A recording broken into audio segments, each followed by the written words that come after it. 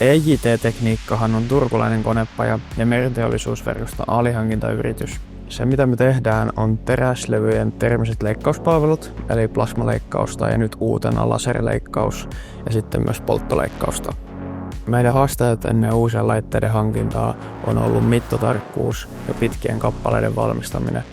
Nyt uuden laserin myötä niin pystytään leikkaamaan 13 metriä pitkiä osia ja nyt tämän uusimman särmäyskoneen myötä pystytään myös särmäämään 8 metrisiä osia.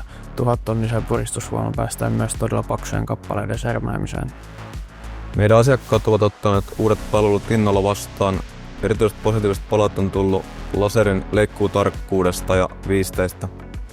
Laitteet on muuttanut meidän työmme laatuun niin, että laserilla leikkaus on nopea ja tarkkuus on erinomaista. Pienet reijät, viisteleikkeet, eri materiaalit, kaikki onnistuu. Laserin nopeuden ansiosta meidän leikkauskapasiteetti on nyt tuplaantunut. Käyttökokemus kuitulaserista on ollut hyvä, että me hankittiin se vuoden 2024 keväällä ja se on ollut meillä käytössä nyt vuoden verran. Leikkauslaatu on ollut erinomaista ja käyttöhelppoa.